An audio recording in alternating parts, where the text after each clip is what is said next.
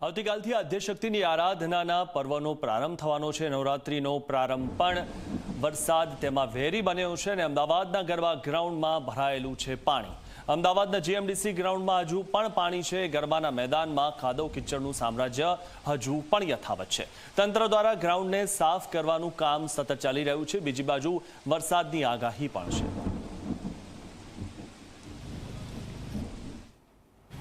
લાખો ખેલૈયાઓ જેની આતુરતાપૂર્વક રાહ જોઈ રહ્યા છે તેવી નવલી નવરાત્રિની આવતીકાલથી શરૂઆત થવા જઈ રહી છે, પરંતુ મેઘરાજા જાણે કે આ નવરાત્રિમાં વિઘ્ન નાખવા માટે તલપાપડ હોય તેવા દ્રશ્યો હાલમાં તો જોવા મળી રહ્યા છે। એટલા માટે કે આવતીકાલે નવરાત્રિથી શરૂઆત છે અને ગઈકાલે જે પ્રમાણે શહેરમાં ધોધમાર વરસાદ વરસ્યો, પરિણામે શહેરનું સૌથી મોટું ગરબા ગ્રાઉન્ડ એટલે કે ગુજરાત યુનિવર્સિટી ગ્રાઉન્ડ કે જ્યાં રાજ્ય સરકાર દ્વારા આયોજિત વાઇબ્રન્ટ નવરાત્રિ મહોત્સવનું આયોજન થતું હોય છે। આપ જોઈ શકો છો આખા આ વિશાળ મેદાનમાં અનેક એવા વિસ્તાર ભાગ હજી પણ એવા છે કે જ્યાં પાણી ભરાયેલા છે, એટલે મર્યાદિત સમય છે અને શ્રમિકો અને આયોજકો માટે સમય ખૂબ જ ઓછો છે આ પાણી દૂર કરવા માટેનો। તેમ છતાં દૂરની તરફ જોઈ શકાય છે કે જે શ્રમિકો છે અંદરની તરફ કામ કરી રહ્યા છે। જે આ પાણી ભરાયેલું છે તેનો નિકાલ કઈ રીતે કરવો તે સૌથી મોટી સમસ્યા આ આયોજકો માટે છે। એટલે હાલ તો તમામ